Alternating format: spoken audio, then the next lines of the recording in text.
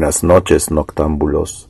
En esta ocasión, el relato nos narra sobre un hombre que sufre una extraña enfermedad. Apaguen la luz, tomen asiento, que empezamos.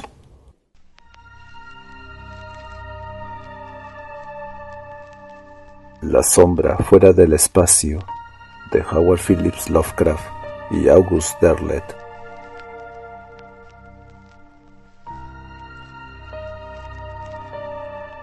Si hay algo que nos salva en este mundo, es la incapacidad de la mente humana para correlacionar todos sus contenidos. Vivimos en una isla de ignorancia en medio de los mares negros del infinito, y no estamos hechos para viajar lejos.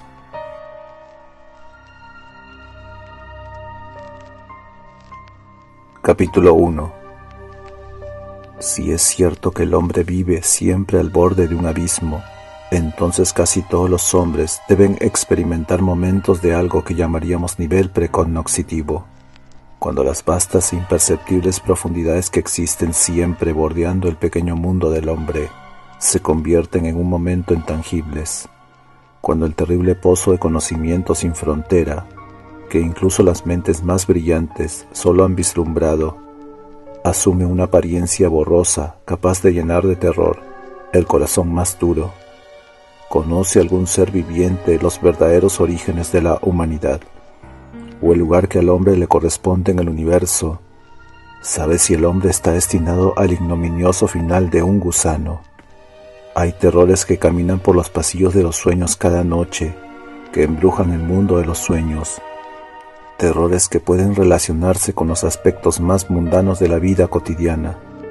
Cada vez estoy más convencido de la existencia de un mundo fuera de este en el que estamos, lindante con él, pero quizá completamente alucinatorio.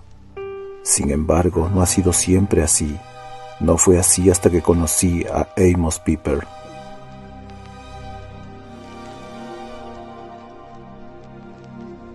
Mi nombre es Nathaniel Corey.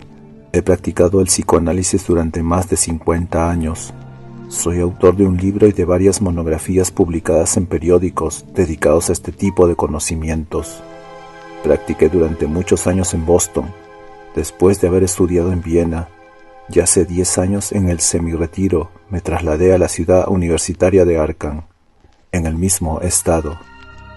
Me había ganado con mi trabajo una reputación de persona seria e íntegra, que me temo ponga en duda este relato, aunque espero que ofrezca una conclusión bien distinta. Es un firme presentimiento el que me lleva por fin a dejar testimonio de lo que ha sido quizá el problema más interesante y provocativo con que me he encontrado en todos estos años de práctica. No acostumbro a hacer observaciones públicas acerca de mis pacientes, pero me veo obligado a ello dadas las circunstancias peculiares que se dieron en el caso de Amos Piper.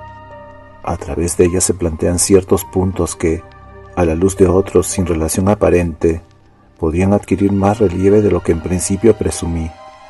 Hay poderes de la mente que permanecen en las tinieblas, y quizá también poderes de las tinieblas que van más allá de la mente. No me refiero a brujas, a fantasmas o a duendes, ni a cualquier otra invención creada por civilizaciones primitivas, sino a poderes infinitamente más vastos y terribles que cualquier concepto humano.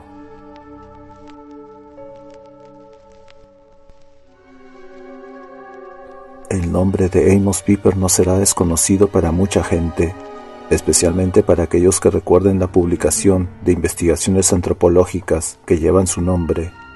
Hará cosa de unos 10 años, más o menos. Le conocí por primera vez cuando su hermana Abigail le trajo a mi consulta un día de 1933.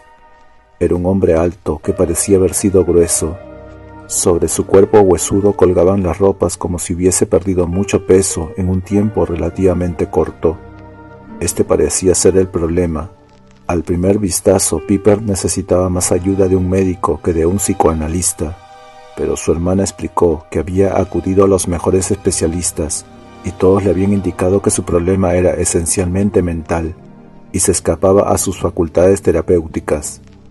A la señorita Piper le había sido recomendado por varios colegas, y también algunos compañeros de Piper en la facultad de la Universidad de Miskatonic habían insistido en esa recomendación emanada del consejo médico que le había atendido. La suma de estas razones fue la que les condujo a pedirme una cita.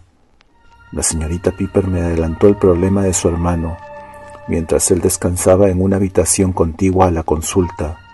Expuso el fondo del problema con admirable concisión. Piper parecía ser víctima de terribles alucinaciones, visiones que se apoderaban de él cada vez que cerraba los ojos o bajaba los párpados, mientras estaba despierto, y en sueños mientras dormía. No dormía, sin embargo, desde hacía 3 semanas. En ese tiempo había perdido tanto peso que a ambos les alarmaba su estado. Como preámbulo, la señorita Piper señaló que su hermano había sufrido un colapso nervioso 3 años antes en un teatro. Este colapso había durado tanto que, hasta este último mes, Piper no había vuelto a ser la misma persona. Su más reciente obsesión, si de una obsesión se trataba, se había manifestado una semana después de volver a su estado normal. Según la señorita Piper, podía haber alguna relación lógica entre el estado en que se encontraba después del colapso y estas nuevas obsesiones, tras una corta etapa de normalidad. Las drogas habían demostrado su eficacia para inducirle a dormir, pero aún así no habían eliminado los sueños, que al parecer eran de una naturaleza espantosa, tanto que el doctor Piper era reacio a hablar de ellos.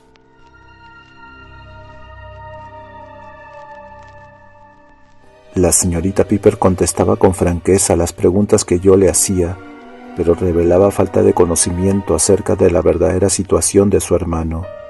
Me aseguró que en ningún momento había dado muestras de espíritu agresivo, pero que andaba distraído con frecuencia y establecía entre él y el mundo en que vivía una clara línea de separación, como si viviese encerrado en una caparazón que le aislase de este mundo. La señorita Piper se marchó y yo me puse a examinar a mi paciente. Le vi sentado junto a mi escritorio con los ojos muy abiertos, a costa de un gran esfuerzo, pues el globo del ojo estaba inyectado en sangre y el iris parecía estar nublado.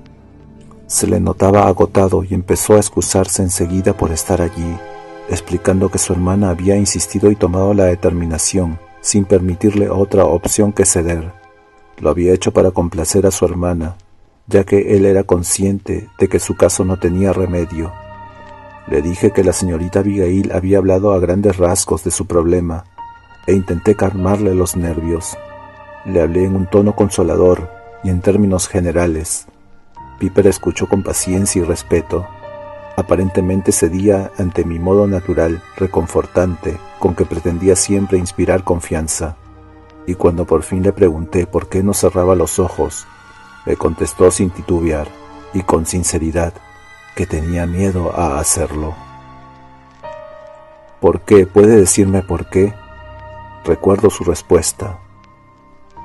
En cuanto cierro los ojos aparecen en mi retina extrañas figuras geométricas y diseños, junto con tenues luces y formas de lo más siniestras, parecidas a unas enormes criaturas inimaginables por un hombre, y lo más terrible de ellas es que son criaturas inteligentes e inconmensurablemente desconocidas. Le pedí que intentase describir a estos seres. Tropezaba con dificultades para hacerlo. Sus descripciones eran vagas, pero asombraba lo que sugerían. Ninguno de estos seres parecía ser claramente formado, excepto algunos conos rugosos, que tanto podían ser de origen vegetal como animal. Hablaba con una convicción rotunda, y me describía con esfuerzo aquellas sorprendentes criaturas con las que soñaba tan intensamente. Me chocó la intensidad de su imaginación. Quizá existía un nexo entre estas visiones y la larga enfermedad que había sufrido. Parecía poco dispuesto a hablar de esto, pero al cabo de un rato lo hizo, algo inseguro en un lenguaje inconexo. Era a mí a quien correspondía unir las piezas de los acontecimientos que me relataba. La historia comenzó cuando tenía 49 años de edad. Fue entonces cuando sobrevino su enfermedad. Estaba asistiendo a una representación de la carta de Mauhan cuando, a mitad del segundo acto, se desmayó. Le llevaron a la oficina del empresario y se esforzaron por reanimarle. Fue inútil y al fin le trasladaron a su casa en una ambulancia de la policía. De nuevo los médicos estuvieron un buen rato intentando reanimarle. Fracasaron en su intento y Piper fue hospitalizado. Estuvo en estado de coma durante 3 días, transcurridos los cuales recobró el conocimiento.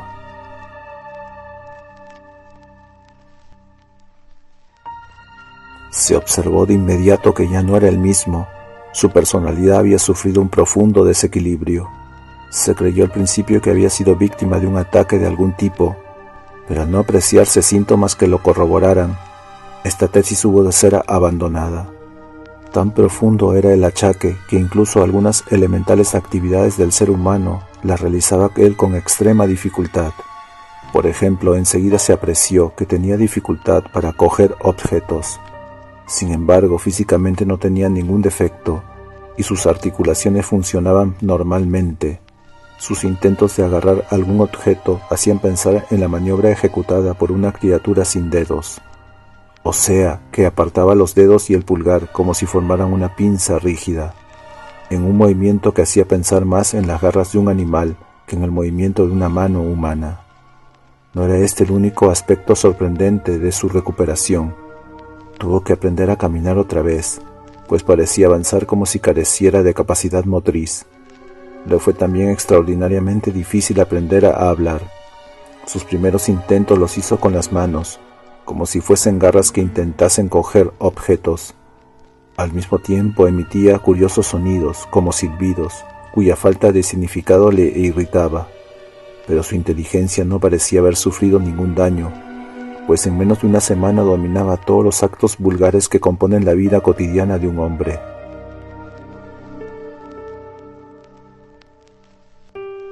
Pero si bien su inteligencia no se había visto afectada, se había borrado cuanto componía el pasado de su propia vida. No había reconocido a su hermana ni a ninguno de sus compañeros de facultad y miembros del cuerpo docente de la Universidad de Miskatonic. Decía no saber nada de Arkham, Massachusetts, y poca cosa de los Estados Unidos. Fue necesario enseñarle todo esto otra vez. Necesitó poco tiempo, menos de un mes, para asimilar cuanto se le puso delante. Redescubrió el conocimiento humano en un tiempo sorprendentemente corto y demostró una memoria excepcional, pues asimiló con exactitud todo lo que se le dijo y todo lo que leyó. Con el cambio, una vez completado el adoctrinamiento, se puso de manifiesto durante su enfermedad que la parte de su cerebro que alojaba la memoria era infinitamente más valiosa que antes. Fue después de hacer todos estos ajustes a su nueva situación cuando Piper comenzó a actuar de una forma que él mismo denomina inexplicable. Obtuvo una excedencia por tiempo indefinido de la Universidad de Miskatonic y comenzó a viajar intensamente. Pero no le quedaba ningún recuerdo directo o personal de estos viajes cuando me visitó en la consulta, o de ningún momento tras su recuperación, durante la enfermedad que había sufrido durante 3 años. No había nada en su relato de estos viajes que se pareciese a un recuerdo, y tampoco era capaz de decir lo que había hecho durante los mismos. Esto era algo extraordinario, si se pensaba en la fabulosa memoria que demostró durante su enfermedad. Le habían dicho cuando se recuperó que había ido a extraños y lejanos lugares del mundo, el desierto arábigo, las extensiones de Mongolia, el círculo ártico, las islas de Polinesia, las Marquesas y el antiguo país inca del Perú.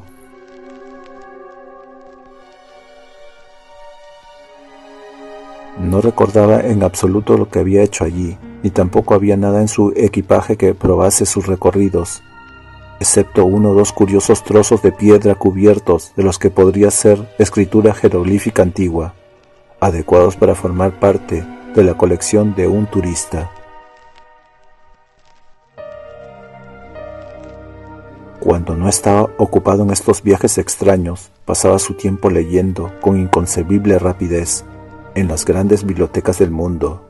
Su recorrido le había llevado desde la biblioteca de la Universidad de Miskatonic en Arkham, muy conocida por sus manuscritos y libros prohibidos, acumulados a lo largo de siglos, a partir de los tiempos coloniales, hasta el Cairo. Pero la mayor parte del tiempo lo había pasado en el Museo Británico de Londres y en la Biblioteca Nacional de París.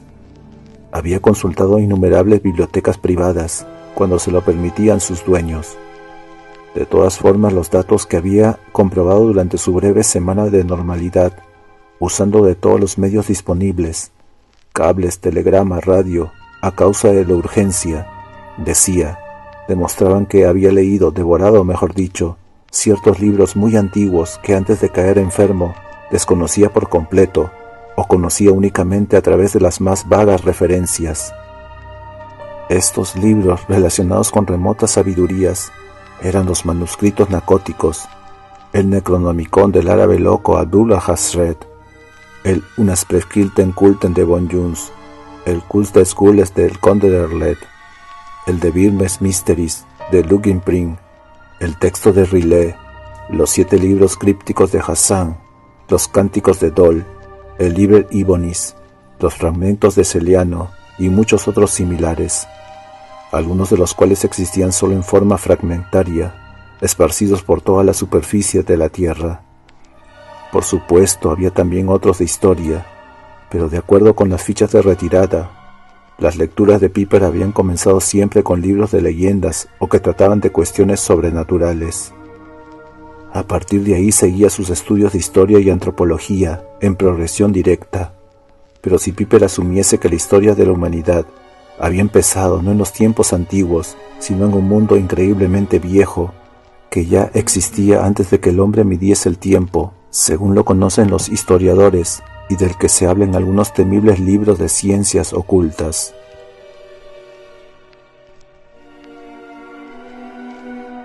También se sabía que había tenido contactos con otras personas a las que no conocía previamente, pero que al encontrarse en el lugar que fuese, parecían tenerlo todo preparado, personas unidas por los mismos propósitos, relacionadas con investigaciones macabras o miembros del cuerpo profesoral de alguna universidad o escuela.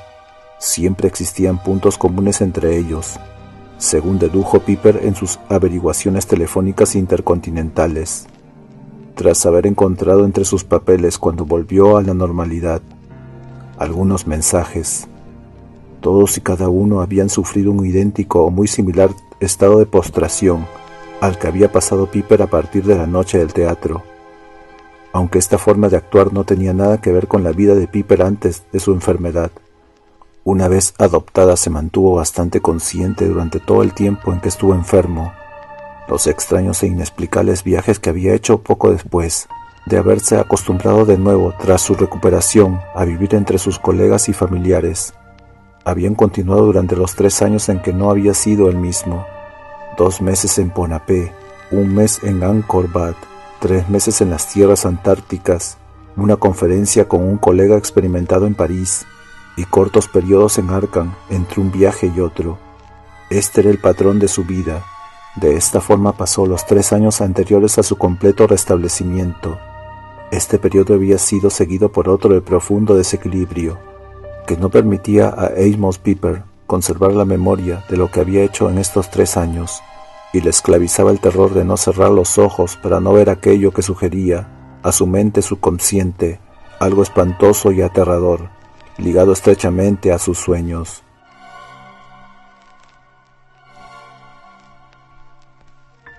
Capítulo 2. Al cabo de 3 visitas logré convencer a Piper para que me contase algún fragmento de sus extraños y gráficos sueños. Esas aventuras nocturnas de su subconsciente que le torturaban se parecían mucho unos a otros en esencia. No existía una fase de transición entre el momento de estar despierto y el momento de estar dormido, pero a la luz de la enfermedad de Piper eran desafiadoramente significativos. El más común de ellos repetía un lugar. Esto, con algunas variaciones, ocurría repetidamente en la secuencia que Piper me expuso. Reproduzco aquí su propio relato del sueño que se repetía.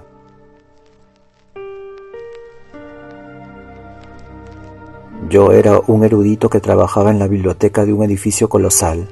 La habitación en la que estaba sentado y en la que transcribía algo de un libro escrito en un idioma que no era el inglés era tan grande que las mesas tenían la altura de una habitación normal. Las paredes no eran de madera, sino de basalto, y los estantes que cubrían las paredes eran de una clase de madera negra que no conocía. Los libros no estaban impresos, sino totalmente holografiados. algunos escritos en el mismo extraño idioma en que yo escribía, pero había algunos idiomas que podía reconocer.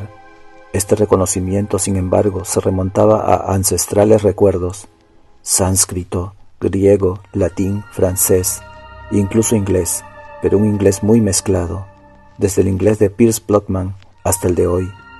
Las mesas aparecían iluminadas por grandes globos de cristal, unidos a extrañas máquinas hechas de tubos de vidrio y barras de metal, sin cables que las conectasen.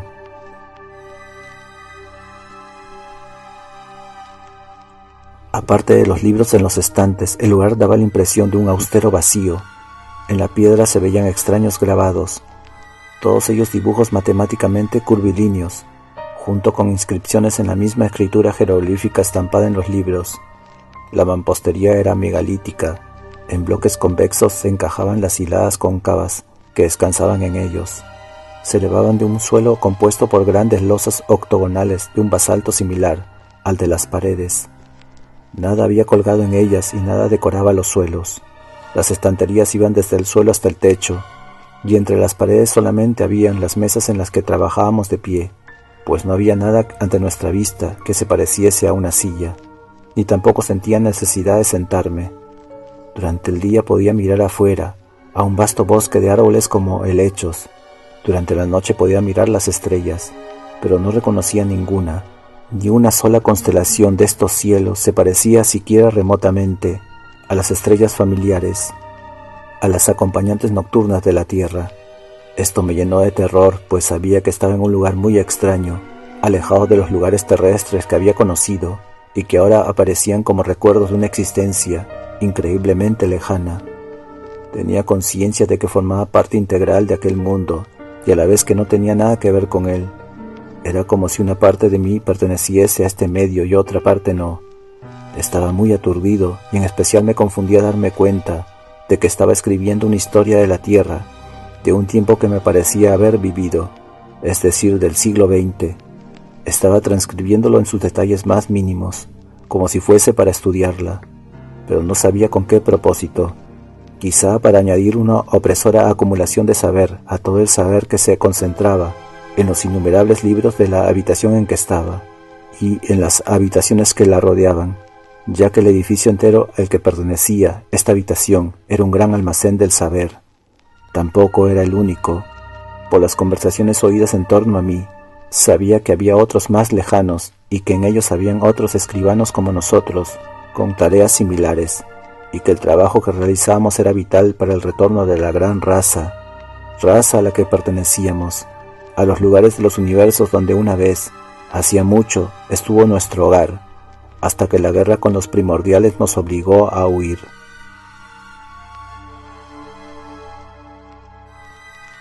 Trabajaba siempre con mucho miedo, todo me inspiraba temor.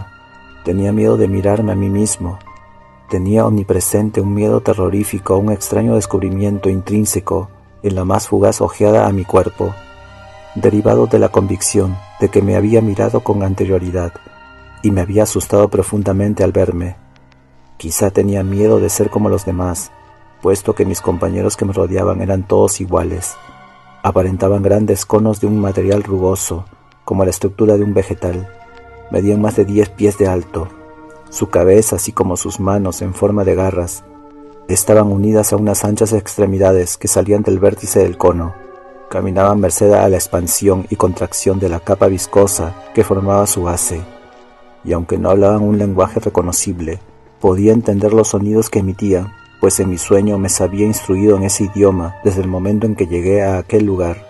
No hablaban con algo parecido a una voz humana, ni yo tampoco, sino con una extraña combinación de silbidos y golpes y rasguños de las grandes garras con que finalizaban sus 4 extremidades enraizadas en lo que supuestamente podían ser sus cuellos, aunque esa parte de sus cuerpos no se veía. Parte de mi miedo sobrevino al entender ligeramente que era un prisionero dentro de un prisionero, que aun cuando estaba preso dentro de un cuerpo similar a los que me rodeaban, este cuerpo estaba a su vez preso dentro de la gran biblioteca. Buscaba en vano cosas que me fueran familiares. Nada de lo que allí había me recordaba la tierra que había conocido desde la niñez, y todo indicaba que nos encontrábamos en un punto lejano del espacio. Comprendía que todos mis compañeros eran también cautivos de alguna forma, aunque algunos hacían el oficio de guardianes, muy similares a los otros en forma. Tenían un cierto aire de autoridad y caminaban entre nosotros muchas veces para ayudarnos. Estos guardianes no amenazaban, sino que se comportaban de un modo cortés y a la vez firme.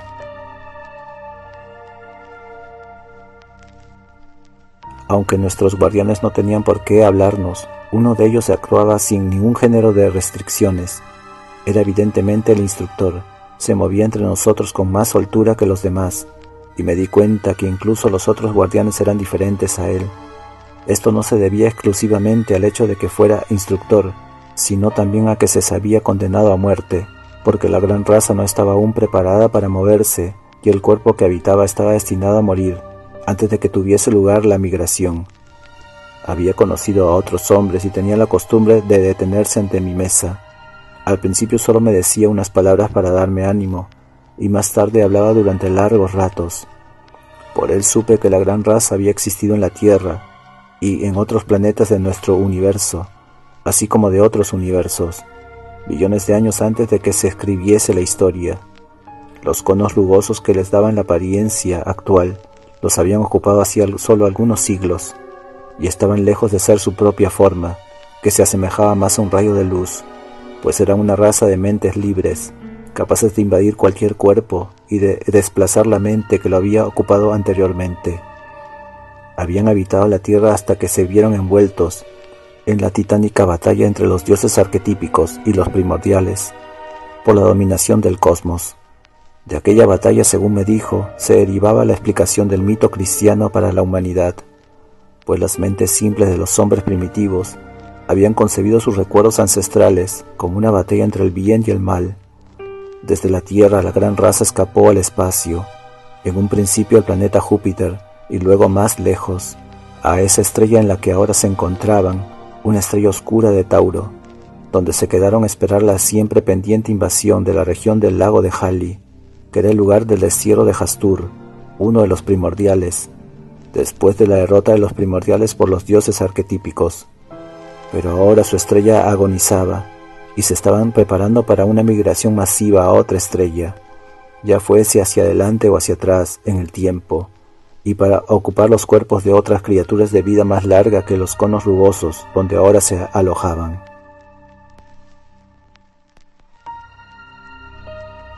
La preparación consistía en el desplazamiento de mentes a criaturas que existían en varias épocas y en muchos lugares del universo. Había entre mis compañeros, afirmó, no solo hombres árboles de Venus, sino también miembros de la raza medio vegetal de la Antártica Paleógena, no solo representantes de la gran raza inca del Perú, sino también miembros de la raza de hombres que vivirán la era posatómica de la Tierra, horriblemente alterados por las mutaciones causadas por el desprendimiento de materiales radioactivos de las bombas de hidrógeno y cobalto de las guerras atómicas. No solo seres como hormigas de Marte, sino también hombres de la antigua Roma, y hombres de un mundo de 50.000 años después. Había muchos más, de todas las razas, de todos los tipos de vida, de mundos que conocía y de mundos separados de mi tiempo por miles y miles de años. Era así porque la gran raza podía viajar cuando lo deseaba en el tiempo y en el espacio. Los conos rugosos que ahora constituían su cuerpo no eran sino un hábitat temporal, más breve que la mayoría de los que habían ocupado, y el lugar en el cual desarrollaban ahora sus investigaciones, llenando sus archivos con la historia de la vida de todos los tiempos y en todos los lugares. Era para ellos una esporádica residencia, hasta emprender una existencia nueva y más duradera en otro lugar, en otra forma, en algún otro mundo.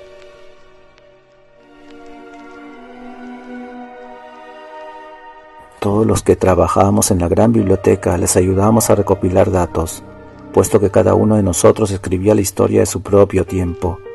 Con el envío de sus miembros al vacío sideral, la gran raza podía ver por sí misma cómo era la vida en otros tiempos y lugares, y conocerla a través de los seres que en ese determinado momento vivían allí, porque de esos seres eran las mentes que habían sido enviadas para ocupar el lugar de los miembros ausentes de la gran raza, hasta el momento en que se hallasen preparados para volver.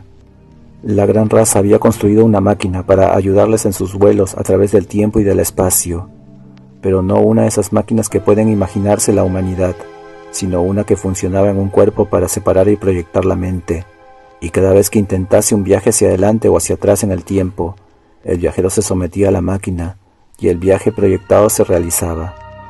Así se trasladaban sin traba alguna a donde quiera que dirigieran sus migraciones en masa.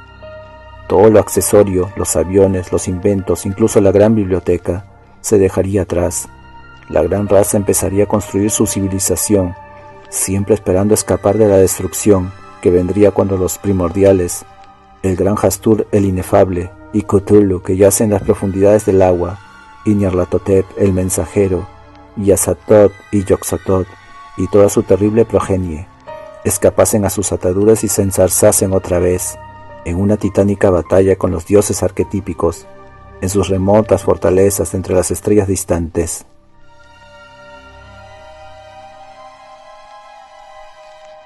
Este era el sueño más corriente de Piper. De hecho, era probable que no se tratase de un sueño seguido, en el sentido de que se desarrollase en la misma ocasión, sino de uno que se repetía con detalles añadidos, hasta llegar a la versión final que había expuesto y que a él le parecía uno mismo, un sueño repetido, cuando en realidad había sido una acumulación de diversas situaciones.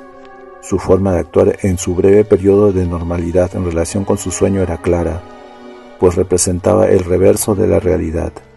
En la vida él imitaba las acciones de lo que posteriormente describió como conos rugosos, que habitaban sueños que luego se convertían en realidad. El orden tenía que ser normalmente al contrario.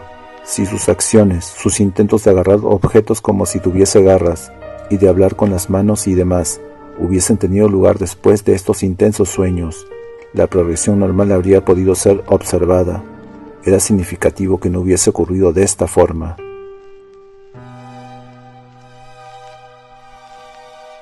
Un segundo sueño parecía ser una simple continuación del primero. De nuevo Piper se encontraba trabajando en la alta mesa de la gran biblioteca, sin poder sentarse ya que no había sillas, y además la forma de cono rugoso no permitía estar sentado. De nuevo el instructor que iba a morir se había parado a hablar con él, y Piper le había preguntado acerca de la vida de la gran raza.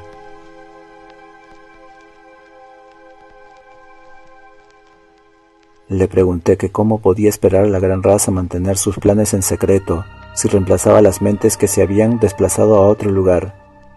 Dijo que se conseguía de dos formas.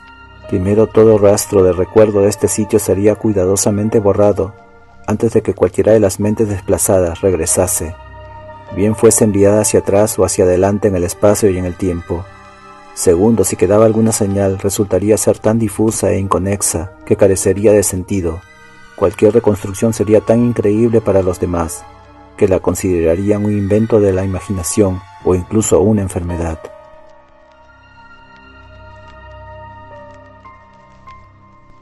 Continuó diciendo que las mentes de la gran raza se le autorizaba para que eligiesen su hábitat. No se les enviaba fortuitamente a ocupar la primera vivienda con la que tropezaban, sino que tenían el poder de elegir entre las criaturas, que divisaban aquella que deseaban ocupar. La mente desplazada era trasladada al lugar actual de residencia de la gran raza, mientras que el miembro de la gran raza se adaptaba a la vida de la civilización, a la que había ido hasta encontrar los rastros de la vieja cultura que había culminado en el gran levantamiento entre los dioses arquetípicos y los primordiales. Incluso tras el regreso, cuando la gran raza había aprendido cuánto deseaba acerca de la forma de vida y los puntos de contacto con los primordiales, particularmente con sus servidores, que podrían oponerse a la gran raza, amante de la paz y de la soledad, y más allegada a los dioses arquetípicos que a los primordiales. En ocasiones se enviaban mentes para asegurarse de que las mentes desplazadas habían quedado limpias de todo recuerdo, o para emprender un nuevo desplazamiento, caso de que no hubiera sido así. Me llevó a las habitaciones subterráneas de la gran biblioteca. Había libros por todas partes, todos holografiados. Grupos de ellos estaban empaquetados en cámaras rectangulares alineadas, labradas en un desconocido metal brillante.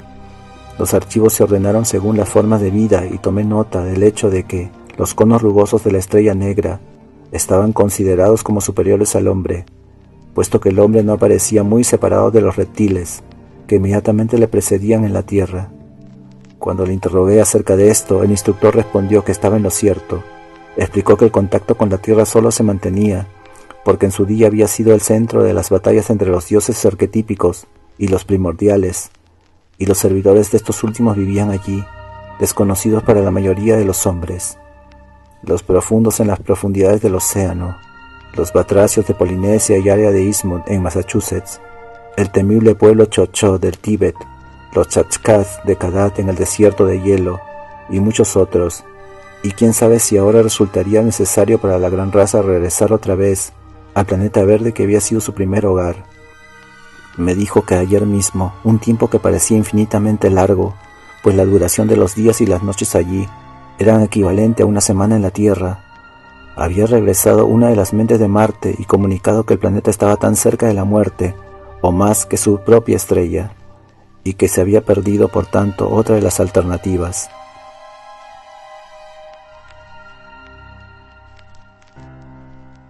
De este subterráneo me llevó a la parte de arriba del edificio. Era una gran torre con una cúpula de una sustancia como el cristal, a través de la cual podía mirar el paisaje exterior.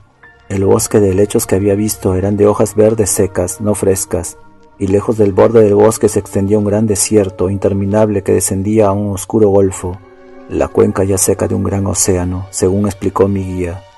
La estrella negra había entrado en la órbita más alejada de una nova, y ahora moría lenta e implacablemente. Qué extraño parecía el paisaje. Los árboles se veían enanos en comparación con los grandes edificios de piedras megalíticas desde donde los contemplábamos. Ningún pájaro volaba por el cielo gris, no había ninguna nube ni niebla en el abismo, y la luz del lejano sol que iluminaba la estrella negra venía indirectamente del espacio, de modo que el paisaje estaba siempre bañado en una irrealidad gris. Me estremecí al mirar.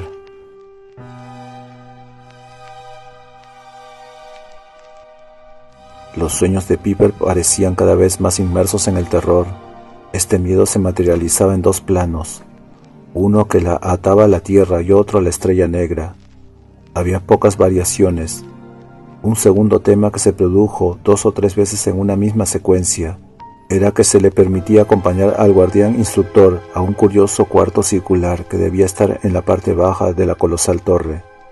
En cada uno de estos casos, uno de los conos rugosos se hallaba tendido en una mesa entre cúpulas de resplandeciente cristal de una máquina que emitía una luz intermitente, como si se tratase de una especie de electricidad, aunque al igual que las lámparas de las mesas de trabajo, no había cables que fuesen hacia ellas o saliesen de ellas.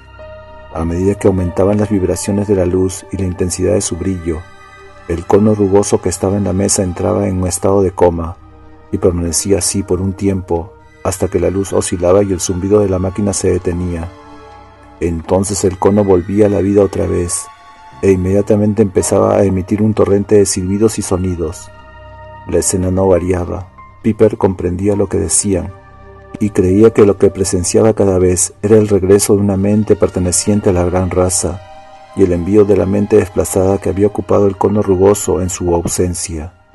La sustancia de la rápida charla del cono revivido era siempre muy similar. Venía a ser un resumen de la estancia de la gran mente lejos de la estrella negra. En una ocasión la gran mente había venido de Inglaterra, después de una estancia de 5 años como antropólogo inglés, y pretendía haber visto los lugares en los que los sicarios de los primordiales aguardaban. Algunos habían sido parcialmente destruidos, como por ejemplo cierta isla no lejos de Ponape, en el Pacífico, y el arrecife del Diablo, cerca de Eastmouth, y una montaña de cavernas y un lago cerca de Machu Picchu. Otros servidores estaban dispersos sin ninguna organización, y los primordiales que permanecían en la tierra estaban prisioneros bajo la estrella de 5 puntas, que era el sello de los dioses arquetípicos, de los lugares que se nombraron como lugares potenciales para un futuro de la gran raza. La tierra era siempre el que figuraba en cabeza, a pesar de los peligros de una guerra atómica.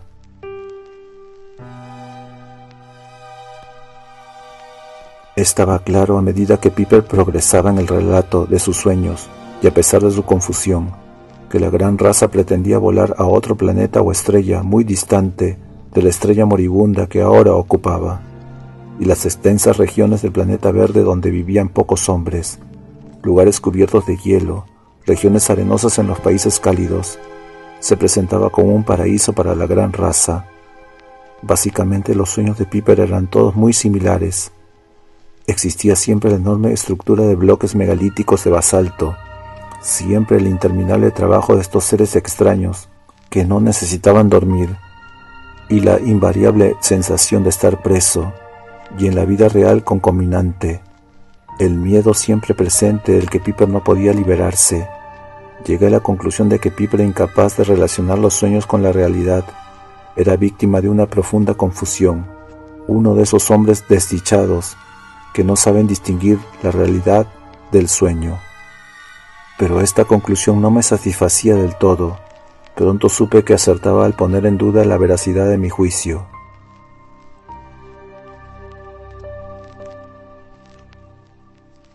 Capítulo 3. Amos Piper fue mi paciente por un corto periodo de 3 semanas. Pude observar durante este tiempo, para mi pesar y para descrédito del tratamiento aplicado, que su condición se deterioraba paulatinamente. Empezaron a producirse alucinaciones, o al menos lo parecían, particularmente según el proceso típico de las ilusiones paranoicas de ser perseguido y observado. Este proceso llegó a su punto álgido en una carta que Piper me escribió y me envió por un mensajero. Sin duda la carta había sido escrita precipitadamente.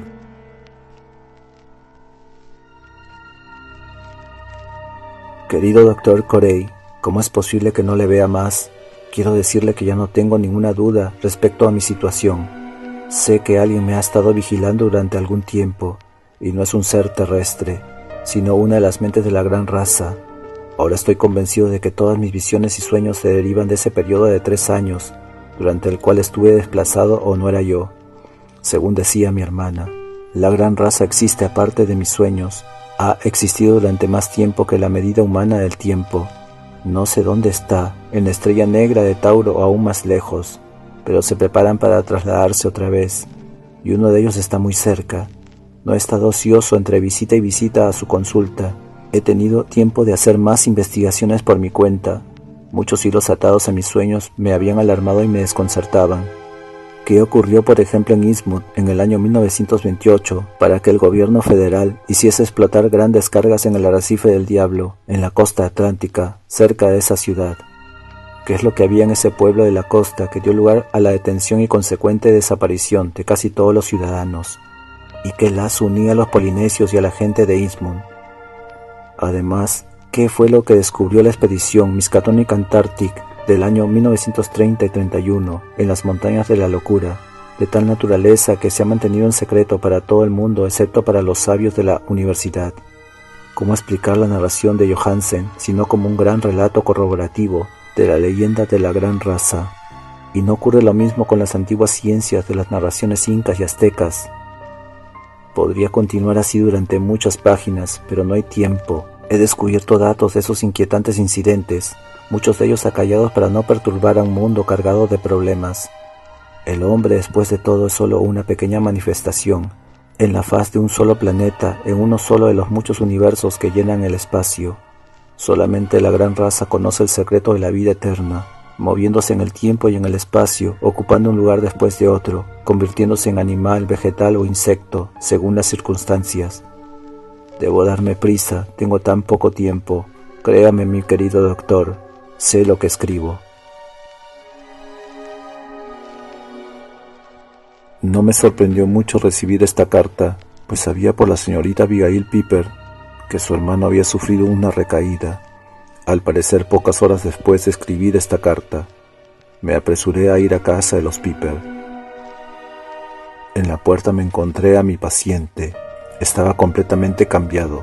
Demostró tener una seguridad en sí mismo que no había tenido durante su visita a mi consulta, ni en ningún momento desde el día que le conocí.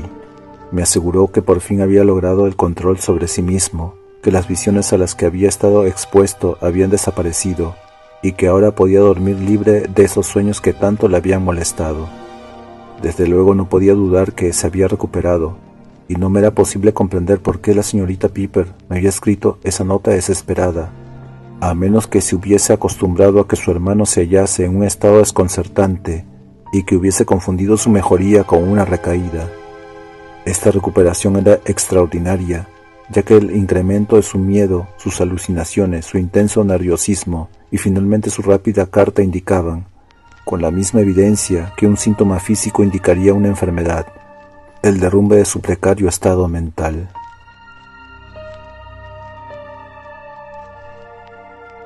Me satisfacía esta recuperación y le felicité. Aceptó mi felicitación con una sonrisa débil y luego se excusó diciendo que tenía mucho que hacer. Le prometí telefonear una vez a la semana más o menos para vigilar cualquier retorno a la sintomología de su desesperado estado anterior. 10 días después le vi por última vez. Le encontré amable y cortés. La señorita Abigail Piper estaba delante, algo turbada, pero sin lamentarse. Piper no había vuelto a tener visiones o sueños, y era capaz de hablar con franqueza de su enfermedad, desaprobando cualquier mención de desorientación o desplazamiento, con una insistencia que solo podía interpretar como un ansioso deseo por su parte de que yo borrara de mi mente todas aquellas impresiones. Pasé una hora muy agradable con él, pero no podía escapar a la convicción de que, mientras el hombre preocupado que había conocido en mi consulta era un hombre de una inteligencia pareja a la mía, el recuperado, Amos Piper, era un hombre de una inteligencia muy superior. En el momento de mi visita me impresionó el hecho de que se estaba preparando para unirse a una expedición a la región del desierto arábigo. No se me ocurrió entonces relacionar sus planes con los curiosos viajes que había realizado durante sus 3 años de enfermedad, pero los hechos posteriores me hicieron recordarlo. 2 noches después entraron en mi consulta y la saquearon. Todos los documentos originales pertenecientes al caso Amos Piper habían sido robados de los archivos. Afortunadamente, movido por una intuición que no podría explicar, había hecho copias de los más importantes relatos de sus sueños, así como de la carta que me escribió al final, que también había desaparecido.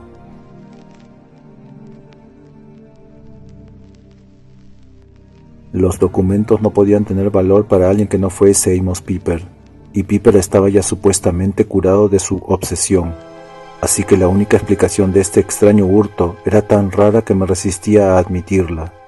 Además me enteré de que Piper salía para su viaje al día siguiente, lo que establecía la posibilidad de ser el instrumento, escribo instrumento, deliberadamente del robo.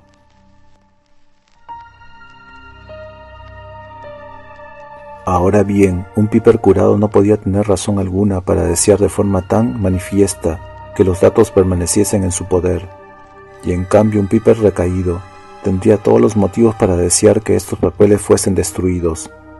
Cabía suponer que Piper había sido desplazado nuevamente. En este caso el hecho no habría sido tan obvio como la vez anterior, porque la mente que desplazaba la suya para cobijarse en su cuerpo lo conocía ya, y no habría tenido necesidad de acostumbrarse otra vez a los hábitos y formas de comportamiento del hombre. Por increíble que pareciera esta hipótesis, trabajé en ella iniciando unas investigaciones por mi cuenta. Mi intención era en principio pasar una semana, posiblemente 2, buscando respuestas a algunas de las preguntas que Amos Piper me había hecho en su carta. Pero unas semanas no fueron suficientes.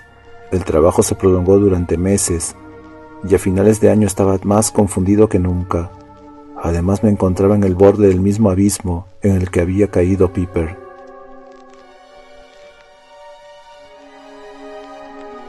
Pues algo había pasado en Eastwood en 1928, algo que había ocupado al gobierno federal, y acerca de lo cual nada podía averiguarse, excepto los vagos y terroríficos indicios de una relación con los batracios de Ponape, y había extraños y alarmantes descubrimientos en algunos de los templos de Angkor Wat, descubrimientos que estaban relacionados con la cultura de los polinesios, así como de algunas tribus indias del noroeste americano, y de otros descubrimientos hechos en las montañas de la locura por una expedición de la Universidad de Miskatonic. Había relatos de incidentes similares, todos ocultos en misterio y oscuridad.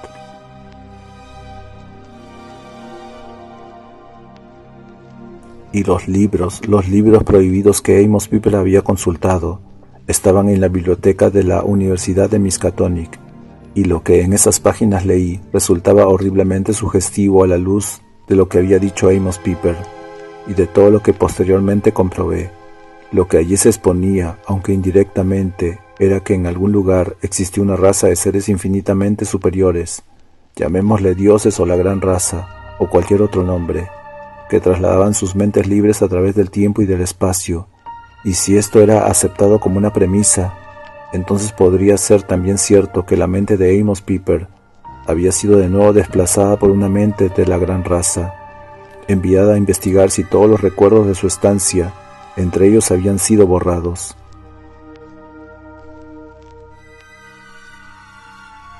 Pero los hechos más inquietantes de todos son los que han ido saliendo a la luz gradualmente. Me tomé la molestia de indagar cuánto podría descubrir acerca de los miembros de la expedición al desierto arábigo a la que Amos Piper se había unido. Venían de todos los rincones del mundo y eran todos hombres de los que podría esperarse que tuviesen interés especial en una expedición de esta naturaleza. Un antropólogo inglés, un paleontólogo francés, un sabio chino, un egiptólogo y muchos más. Y supe que cada uno de ellos, al igual que Amos Piper, habían sufrido en algún momento durante la última década algún tipo de ataque, descrito variadamente, pero que innegablemente consistía en un desplazamiento de la personalidad, lo mismo que Piper. Y en alguna parte de esas remotas tierras del desierto arábigo, la expedición entera desapareció de la faz de la tierra. Fue quizás inevitable que mis persistentes investigaciones provocasen interés en sectores ajenos a mí. Ayer un paciente vino a mi consulta. Había algo en sus ojos que me hizo pensar en Amos Piper la última vez que le vi. Una superioridad condescendiente, altiva, que me hizo encogerme de miedo, así como cierta torpeza en sus manos. Y ayer por la noche volví a verle, pasando bajo la farola de la calle de mi casa, otra vez esta mañana, como un hombre que estudia a otro, y a sus hábitos, por alguna razón enrevesada para ser conocida por su víctima. Y ahora cruzando la calle, las hojas sueltas del anterior manuscrito fueron encontradas en el suelo de la consulta del doctor Nathaniel Corey, cuando su enfermera acudió a la policía a causa de unos ruidos alarmantes tras la puerta de la consulta, que estaba cerrada. Cuando irrumpió la policía, el doctor Corey y un paciente no identificado estaban arrodillados, intentando en vano empujar las hojas hacia las llamas de la chimenea, situada en la parte norte de la habitación. Los dos hombres parecían incapaces de agarrar las hojas, pero las empujaban hacia adelante con un movimiento similar al de los cangrejos. Ajenos a la presencia de la policía, se ocupaban solo de la destrucción del manuscrito y persistían en sus esfuerzos poco naturales para conseguirlo con histérica precipitación. Ninguno fue capaz de dar una explicación inteligible a la policía o a los médicos asistentes, ni era coherente lo que decían, en vista de que tras un examen minucioso, ambos parecían haber sufrido un profundo cambio de personalidad. Han sido trasladados para internamiento indefinido al Instituto Larkin, el famoso sanatorio privado para enfermos mentales.